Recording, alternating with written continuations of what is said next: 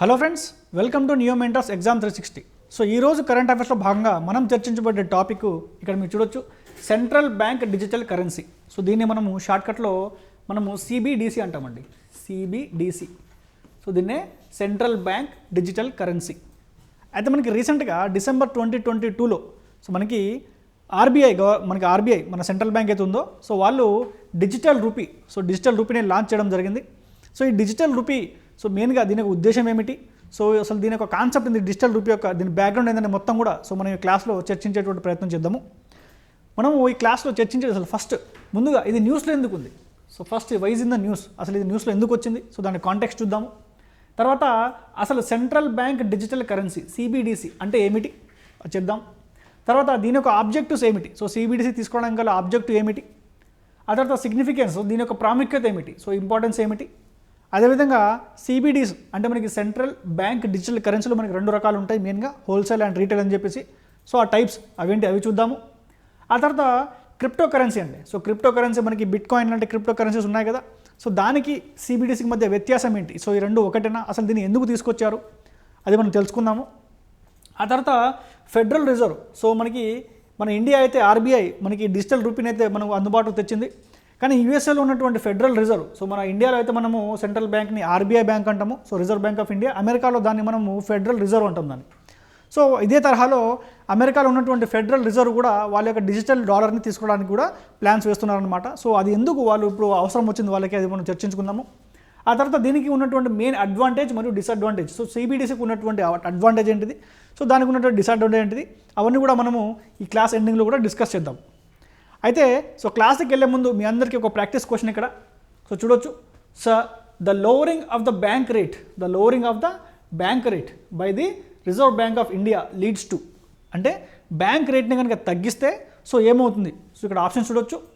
More liquidity in the market, so liquidity అంటే డబ్బు యొక్క ప్రవాహం అండి. సో డబ్బు యొక్క ప్రవాహం చాలా ఎక్కువగా ఉంటుంది, ఇది ఆప్షన్ 1. సో ఆప్షన్ బి వచ్చేసి మనకి డబ్బు యొక్క ప్రవాహం తక్కువగా ఉంటుంది, లెస్ లిక్విడిటీ. సో థర్డ్ వచ్చేసి నో చేంజ్, సో అసలు మార్పు అనేది ఉండదు.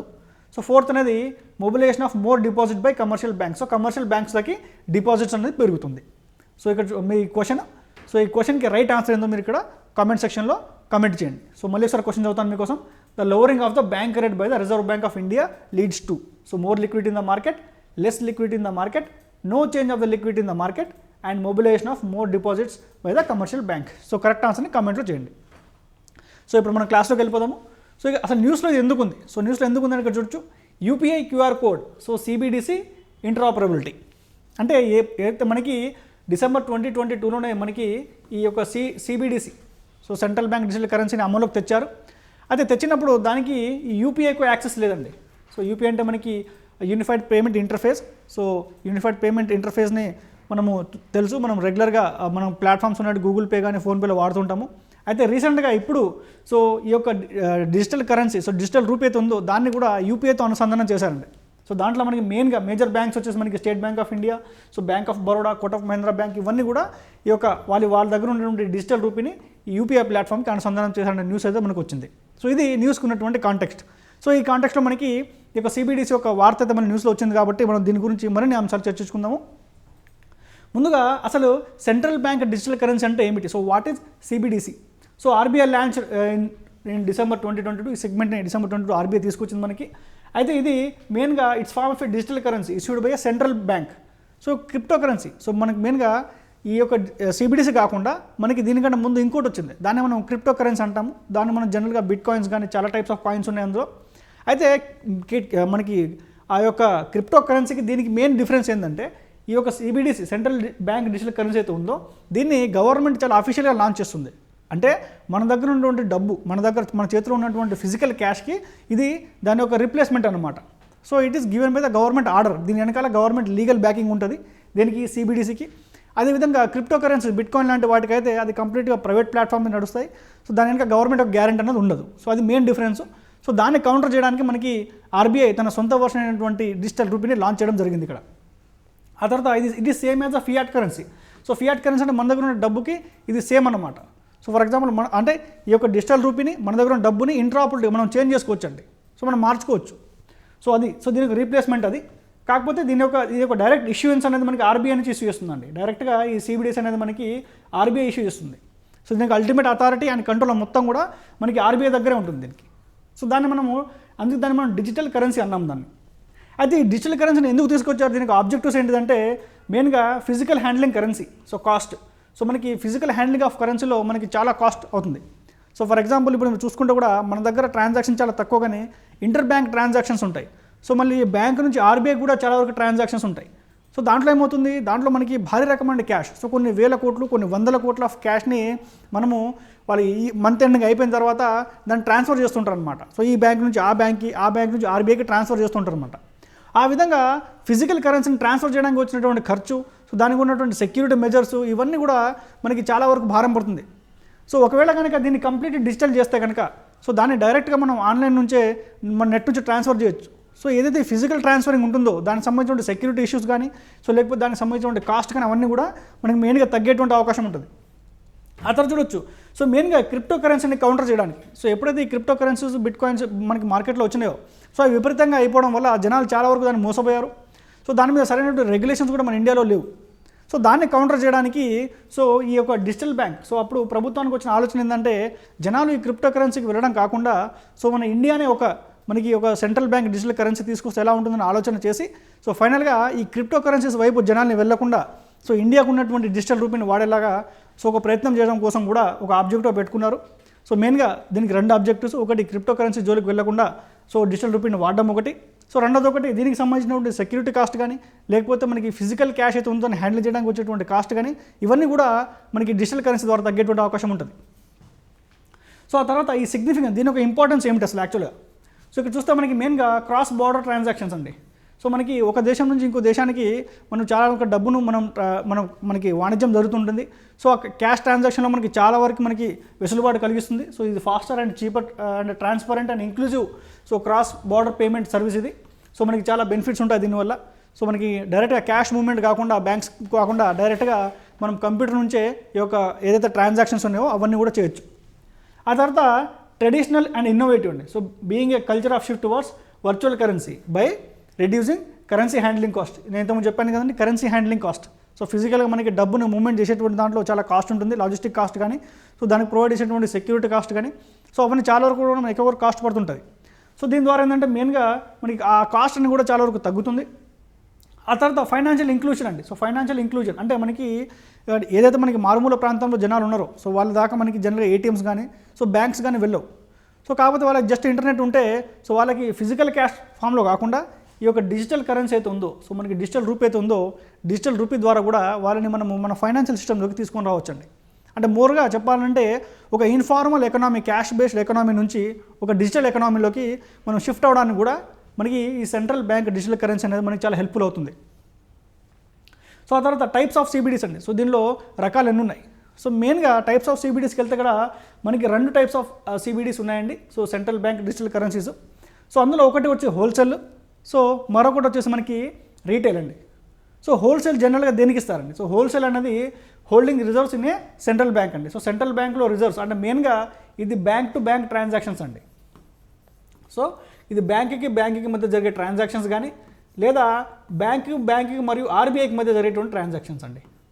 సో దీని యొక్క వాల్యూ అనేది చాలా కోట్లలో ఉంటుంది. సో మనకి వేల కోట్లు 100 కోట్లలో ఉంటుంది. సో కాబట్టి దీన్ని మనము ఒక బ్యాంక్ నుంచి ఒక బ్యాంక్కి లేదా బ్యాంక్ నుంచి ఆర్బీఐకి లేదా ఆర్బీఐ నుంచి బ్యాంకుకి సో ఇందులో జరిగేటువంటి ట్రాన్సాక్షన్స్ అయితే ఉంటాయో దాన్ని మనము మెయిన్గా హోల్సేల్ ట్రాన్సాక్షన్స్ అంటాము. దాన్ని మనము హోల్సేల్ సిబిడీస్ అంటామండి. సో ఇది ఒక ఇన్స్టిట్యూషన్స్ అంటే బ్యాంక్ ఇన్స్టిట్యూషన్స్ కానీ లేకపోతే మనకి ఎన్బిఎఫ్సిస్ ఉంటాయి కొన్ని. సో అటువంటి ఇన్స్టిట్యూషన్ మధ్యలోనే ఈ యొక్క ఆపరేషన్స్ ఉంటాయి కాబట్టి సో దీన్ని మనము హోల్సేల్ సిబిడీస్ అంటాము. అదేవిధంగా రీటైల్ సిబిడీస్ అంటే డైరెక్ట్గా బ్యాంక్ నుంచి పర్సన్కి అండి, బ్యాంక్ నుండి కస్టమర్. సో బ్యాంక్ నుంచి కస్టమర్కి మధ్య జరిగేటువంటి ట్రాన్సాక్షన్స్ అనేది కూడా రీటైల్ ట్రాన్సాక్షన్స్ అంటాం మనం. సో రీటైల్ అంటే డైరెక్ట్గా బ్యాంక్ నుంచి కస్టమర్కి అంటే ఎండ్ యూజర్ ఎవరైతే ఉన్నారో వాళ్ళకి కనుక మనము సిబిడీస్ ట్రాన్స్ఫర్ చేస్తే సో దాన్ని మనము రీటైల్ అని అంటామండి. సో ముందుగా ఇది ఒక పైలట్ ఫేజ్, సో టెస్టింగ్ ఫేజ్లో ఉన్నప్పుడు ఇది ఫస్ట్ మనం హోల్సేల్లో దీన్ని ప్రయోగం చేశారండి. సో హోల్సేల్లో అది సక్సెస్ అయిన తర్వాత సో దాన్ని ఈ మధ్య కాలంలో రీసెంట్గా రీటైల్ వాళ్ళకు కూడా ఇచ్చారండి. అంటే మనలాంటి కస్టమర్స్ కూడా ఇప్పుడు ఈ బ్యాంక్స్ ఏదైతే ఉన్నాయో సో ఎస్బీఐ కానీ హెచ్డిఎఫ్సి కానీ సో మేజర్ బ్యాంక్స్ అన్నీ కూడా ఈ యొక్క డిజిటల్ కరెన్సీ సేవలు అందుబాటులోకి తెచ్చినాయి. సో దానికి సంబంధించి కేవైసీ నామ్స్ అన్నీ కూడా ఇప్పుడు అందుబాటులో ఉన్నాయి కాబట్టి ఇప్పుడు రీటైల్ కస్టమర్స్ కూడా ఈ యొక్క డిజిటల్ కరెన్సీని తీసుకొచ్చారనమాట. ఇక్కడ చూడొచ్చు, retail CBDs are government back digital currencies issued by consumers అండి. సో డైరెక్ట్ కన్స్యూమర్స్, సో ఇక్కడ కస్టమర్స్కి డైరెక్ట్గా ఇస్తారనమాట. సో మనం ఏ విధంగా అయితే మనం పేటీఎంలో కానీ లేకపోతే మనం ఫోన్పేలో వ్యాలెట్లో డబ్బులు స్టోర్ చేసుకుంటామో అదేవిధంగా డైరెక్ట్గా RBI ఇష్యూ చేసినటువంటి డిజిటల్ రూపీ అయితే ఉందో దాన్ని కూడా మన వ్యాలెట్లో మనం స్టోర్ చేసుకోవచ్చు.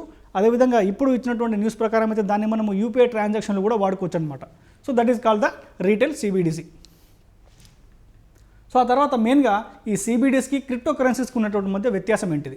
సో రీసెంట్గా మనం చూసాము. సో క్రిప్టో కరెన్సీలో మనకి చాలా రకాల కరెన్సీస్ ఉంటాయండి. బిట్కాయిన్ కావచ్చు, లైట్ కాయిన్ కావచ్చు. ఈ విధంగా ఇప్పుడు బిట్కాయిన్ అనేది ఒక మనకి ఏంటంటే పూర్తి ఫైనాన్షియల్ సిస్టమ్ని అది డ్యామేజ్ చేసేటువంటి స్థితికి వచ్చింది. ఎందుకంటే చాలామంది మనకి ఈ బిట్కాయిన్ వాడడం స్టార్ట్ చేశారండి. అయితే ఈ బిట్కాయిన్లో ఉన్నటువంటి ప్రాబ్లం ఏంటంటే దీని వెనకాల గవర్నమెంట్ బ్యాకింగ్ లేదు. సో దాన్ని ఎవరు సృష్టించారో కూడా తెలియదు మనకి. సో మనకి చెప్తారు, నేమ్ వచ్చేసి మనకి సతాషి నాకామోటో అనే ఒక పేరు మనకి వినిపిస్తుంది. సో ఆ పర్సన్ ఎవరో మనకి తెలియదు. సో ఇది ఒక సాఫ్ట్వేర్ అనమాట. ఇది నడిచేటువంటి టెక్నాలజీని మనము బ్లాక్ చైన్ టెక్నాలజీ అంటామండి. Block chain technology. సో ఇది మీకు మెయిన్గా సైన్స్ అండ్ టెక్నాలజీ కూడా చాలా ఉపయోగపడుతుంది, బ్లాక్ చైన్ టెక్నాలజీ. అయితే ఈ టెక్నాలజీ అండి, సో ఈ బిట్కాయిన్ ద్వారా వచ్చిన బెనిఫిట్ ఏంటంటే మెయిన్గా ఈ టెక్నాలజీని వీళ్ళు తీసుకొచ్చారండి ఫస్ట్ టైం. సో ఇది most highly full proof technology ఇది. సో ఇప్పుడు ఈ టెక్నాలజీని చాలా రంగాలు విస్తరిస్తున్నారు. సో మెయిన్గా అగ్రికల్చర్ దగ్గర నుంచి ఎడ్యుకేషన్ వరకు కూడా. సో మెయిన్గా మనకి గవర్నమెంట్ సంబంధించిన కాంట్రాక్ట్లో అన్నింటిలో కూడా ఈ బ్లాక్ చైన్ టెక్నాలజీ అయితే వాడుతున్నారు. బట్ ఈ ఒక బ్లాక్ చైన్ టెక్నాలజీ అనే ప్లాట్ఫామ్ మీద వచ్చినటువంటి ఈ బిట్ కాయిన్స్ అయితే ఉన్నాయో, సో ఈ బిట్ కాయిన్స్ కనుక వాడకం కనుక పెరిగితే సెంట్రల్ బ్యాంక్స్, సో మెయిన్గా RBI కానీ ఫెడరల్ రిజర్వ్ కానీ, సో వీటికి ఉన్నటువంటి ప్రాముఖ్యత తగ్గిపోతుంది. సో జనాలు ఏంటంటే గవర్నమెంట్ ఇచ్చినటువంటి కరెన్సీ కాకుండా సో వాళ్ళ ఓన్ కరెన్సీని ఒకటి మామూలుగా ఇది ఒక బెట్టింగ్ లాగా అది తయారైంది. సో దాని మీద రెగ్యులేషన్స్ లేకపోవడము, సో లేకపోతే దీనికి ఈ బిట్ కాయిన్ మైనింగ్ చేయాలంటే మనకి చాలా రకాలైనటువంటి ఎనర్జీ కావాలి. సో కరెంట్ కానీ లేకపోతే పవర్ఫుల్ కంప్యూటర్స్ కావాలి. సో వీటన్నిటి వద్ద చాలా ప్రాబ్లమ్స్ క్రియేట్ అయినాయి మనకి. కాబట్టి ఈ క్రిప్టో కరెన్సీని బ్యాన్ చేయాలని ఆలోచించిన ప్రభుత్వము, సో ఈ బ్యాన్ చేయాలంటే డైరెక్ట్గా దీనికి రెగ్యులేషన్స్ అనేది పాసిబుల్ కాదు. కాకపోతే ఏం చేయాలి, అప్పుడు కన్స్యూమర్స్కి క్రిప్టో కరెన్సీకి ఒక ఆల్టర్నేటివ్ తీసుకొని రావాలి. సో అట్లా తీసుకొచ్చినట్టు ఆల్టర్నేటివ్ మనకి CBDC, so central bank digital currency. అప్పుడు ఈ CBDCకి క్రిప్టో కరెన్సీస్ మధ్యలో ఉన్నటువంటి మెయిన్ డిఫరెన్స్ అంటే ఇప్పుడు చూద్దాం మనం. సో ఇది CBDC కూడా ఇది క్రిప్టో కరెన్సీ లాంటిది. It is similar to crypto currency, ఎందుకంటే ఇది కూడా ఒక బ్లాక్ చైన్ టెక్నాలజీనే వాడుతుంది. అయితే ఇట్ ఈస్ ఫ్యూ సిమిలర్, అంటే దీనికి మధ్య మనకి కొన్ని తేడాలు ఉంటాయి. దీనిలో మెయిన్ తేడా అంటే it is more regulated and backed by the central గవర్నమెంట్కి, అంటే అఫీషియల్ గవర్నమెంట్ రిలీజ్ చేసినటువంటి దాన్ని మనము CBDC అంటాం. అదే ఇది డీసెంట్రలైజ్ అండ్ అన్రెగ్యులేటెడ్. సో దీనికి రెగ్యులేషన్ ఉండదు, ఒక అథారిటీ ఉండదు, ఒక బ్యాంక్ వ్యవస్థ ఉండదు. సో దానికి ఏం రకాల ప్రూఫ్ కూడా మనకు ఉండదు అనమాట. దీనికి క్రిప్టో కరెన్సీస్కి. అదే మనకి CBDC అనుకోండి, ఇది is more regulated and backed by central government. ఆ తర్వాత ఇది may not use block chain are consensus technology, అంటే బ్లాక్ చైన్ టెక్నాలజీ యూజ్ చేయొచ్చు. సో దానికి రిలేటెడ్ కన్సెన్సస్ టెక్నాలజీ, అంటే బ్లాక్ చైన్ లాంటి మరొక టెక్నాలజీ యూజ్ చేయొచ్చు అనమాట. అయితే ఇది మాత్రం కంప్లీట్గా బ్లాక్ చైన్ టెక్నాలజీని ఆధారపడి ఉంటుంది. ఆ తర్వాత it is designed for stability and safety. So it is volatile and used for speculation. ఇది మెయిన్గా స్టెబిలిటీ అండి. సో ఇది మెయిన్గా స్టెబిలిటీని దృష్టిలో పెట్టుకుని దీన్ని డిజైన్ చేశారు. సో స్టెబిలిటీ అంటే ఎలా అంటే, ఫర్ ఎగ్జాంపుల్ మనకి క్రాస్ బార్డర్ ట్రాన్సాక్షన్ జరుగుతుంటాయి. సో క్రాస్ బార్డర్ ట్రాన్సాక్షన్ జరిగినప్పుడు లేదా పీపుల్ టు పీపుల్ కానీ, so people to bank transaction ఎప్పుడు జరుగుతుందో, సో ఇక్కడ వాల్యూ అనేది సేమ్ అండి. సో CBDSకి ఉన్నటువంటి విలువ ఇది సేమ్ ఉంటుంది. ఫర్ ఎగ్జాంపుల్ నేను మీకు 1 రూపీ పంపించాను అనుకోండి, మీ దగ్గర వచ్చినప్పుడు అది 1 రూపీ అవుతుంది. సో దీని యొక్క మోటో ఏంటిది, it is not a speculative motto, అంటే దీని యొక్క స్టెబిలిటీ అనమాట. అంటే డబ్బు యొక్క ఎంతైతే మీరు డబ్బు పంపిస్తారో దీని యొక్క విలువ అనేది చాలా ఫిక్స్గా ఉంటుంది. మీరు ఒక క్రాస్ బార్డర్ ట్రాన్సాక్షన్ చేసినా కూడా, ఫర్ ఎగ్జాంపుల్ ఇండియా నుంచి మీరు అమెరికా డబ్బులు పంపిస్తే ఎక్స్చేంజ్ రేట్ 80 రూపాయలు అనుకోండి, మీరు ఎంత డబ్బులు పంపించినా ఎక్స్చేంజ్ రేట్ 80 రూపాయలే ఉంటుంది. సో అది ఉన్నంతకాలం. కాకపోతే క్రిప్టో కరెన్సీస్లో ఈ స్టెబిలిటీ ఉండదండి, it's more prone to volatility. So మన క్రిప్టో కరెన్సీలో వాలటాలిటీ ఎందుకు వస్తుంది అంటే, దీని మోటివ్ ఏంటంటే ఇట్ స్పెక్యులేటివ్. అంటే క్రిప్టో కరెన్సీలో మనకి డిమాండ్ అండ్ సప్లై మీద డిపెండ్ అయి ఉంటుందండి. సో డిమాండ్ ఎక్కువ ఉందనుకోండి ప్రైస్ పెరుగుతుంది, సో డిమాండ్ తక్కువ ఉందనుకోండి ప్రైస్ తగ్గుతుంది. సో అప్పుడు ఏమవుతుంది, సో మనకి ప్రైస్ తగ్గినప్పుడు అంటే ఎవరైతే దీనిలో ఇన్వెస్ట్ చేస్తారో క్రిప్టో కరెన్సీలో, సో డిమాండ్ తగ్గినప్పుడు తక్కువ వాళ్ళు కొనుక్కుంటారు బిట్కాయిన్ని, డిమాండ్ పెరిగినప్పుడు అమ్మి దాన్ని క్యాష్ చేసుకుంటారు అనమాట. So it nothing but it is like A gambling, ఇది ఒక బెట్టింగ్ టైప్ లాగా అనమాట అది. సో దాన్ని నిరోధించడానికి మెయిన్గా మనకి ఇవన్నీ మనకి గవర్నమెంట్ బ్యాకింగ్ చేస్తూ, సో దానికి సరైన టెక్నాలజీ యూజ్ చేసుకుంటూ, సో స్టెబిలిటీ కోసం మెయిన్గా మనకి RBI సొంతంగా తమ యొక్క ఓన్ వర్షన్ ఆఫ్ డిజిటల్ కరెన్సీని లాంచ్ చేయడం అనేది జరిగింది. సో ఇవి మెయిన్గా మనకి డిజిటల్ కరెన్సీకి క్రిప్టో కరెన్సీస్కి ఉన్నటువంటి మెయిన్ డిఫరెన్సెస్ అండి. అయితే చివరిగా why is federal reserve. Okay, federal reserve అనేది మెయిన్గా అమెరికాలో. సో ఇప్పుడు అమెరికా కూడా మన ఇండియాని చూసి, సో ఇండియానే కాదు మనకి చాలా వరకు యూరోపియన్ కంట్రీస్లో కూడా ఈ డిజిటల్ కరెన్సీ అనేది వచ్చింది. సో ఇప్పుడు ఫెడరల్ గవర్నమెంట్, అమెరికాలో ఉన్నటువంటి ఫెడరల్ గవర్నమెంట్ కూడా ఈ యొక్క CBDC వాళ్ళ యొక్క డిజిటల్ కరెన్సీని తీసుకురావడానికి ప్రయత్నం చేస్తూ ఉంది. సో మెయిన్గా ఎందుకంటే కారణము ఫైనాన్షియల్ స్టెబిలిటీ అండి. సో అమెరికా ఉన్నటువంటి ఫైనాన్షియల్ స్టెబిలిటీ, సో వాళ్ళు కూడా తీసుకొస్తున్నారు. సో ఇది AIIMS to improve safety and efficiency. So దీని ద్వారా మనకి సేఫ్టీ అండ్ ఎఫిషియన్సీ పెరుగుతుంది. సో ఎఫిషియన్సీ అంటే ఫర్ ఎగ్జాంపుల్ మనం క్యాష్ పంపించే గ్యాప్లో సో 1 క్లిక్లో మనకి మనీ అనేది ట్రాన్స్ఫర్ అయిపోతుంది కాబట్టి it's very block chain technology వాడుతున్నాం కాబట్టి ఇక్కడ. So it's very safe and efficient mechanism ఒకటి. ఆ తర్వాత టెక్నాలజికల్ అడ్వాన్సెస్. సో మనం ఎప్పుడైతే టెక్నాలజీ పెరుగుతుందో ఆ టెక్నాలజీ మనం అందిపుచ్చుకోవాలి డెఫినెట్గా. సో మనం టెక్నాలజీ అందిపుచ్చుకోకపోతే మనం చూసాము ఆల్రెడీ. సో ఈ బిట్కాయిన్ లాంటివి వచ్చి మన యొక్క టెక్నాలజీని, సో మన యొక్క ఫైనాన్షియల్ వ్యవస్థను డిస్టర్బ్ చేసేటువంటి అవకాశం ఉంటుంది కాబట్టి సో డెఫినెట్గా టెక్నాలజీ ఇంక్రీజ్ అయినప్పుడు సో అన్ని రంగాల్లో మనం టెక్నాలజీ మనం దానికి కోల్పోవాలి. సో దాంతోపాటు ముందుకెళ్ళాలి కాబట్టి సో దీన్ని వాళ్ళు యాక్సెప్ట్ చేస్తూ ఉన్నారు. The global central banks are studying the and మెయిన్గా సో మనకి గ్లోబల్ ప్రపంచవ్యాప్తంగా ఉన్నటువంటి బ్యాంకులు అన్నీ కూడా ప్రజెంట్గా ఈ యొక్క CBDC ఎలా ఇంప్లిమెంట్ చేయాలి, సో విధానాలన్నీ కూడా ప్రజెంట్ స్టడీ చేస్తూ ఉన్నాయి. సో చైనాలో కూడా రీసెంట్గా ఈ CBDC సో వాళ్ళ యొక్క డిజిటల్ బ్యాంక్ కరెన్సీని లాంచ్ చేశారు. సో ఇది మెయిన్గా మనం చెప్పాలంటే ఫ్యూచర్ మొత్తం కూడా ఇప్పుడు మనము సో క్యాష్లెస్ ఎకానమీ, సో మెయిన్గా క్యాష్ నుండి నాన్ క్యాష్ ఎకానమీ, సో దాన్ని డిజిటల్ ఎకానమీ అని కూడా అంటాము.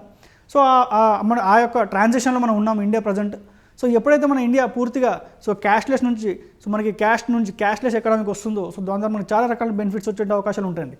సో ఎప్పుడైతే మనం క్యాష్లెస్ వస్తామో మన క్యాష్లెస్ అంటే ఆన్లైన్లో చేసిన ట్రాన్సాక్షన్ ప్రతి ట్రాన్సాక్షన్ మనకు లెక్క ఉంటుంది. సో దానికి ట్రైల్ ఉంటుంది కాబట్టి దాని ద్వారా మనకు చాలా వరకు కరప్షన్స్ అని కూడా మనం తగ్గించవచ్చు.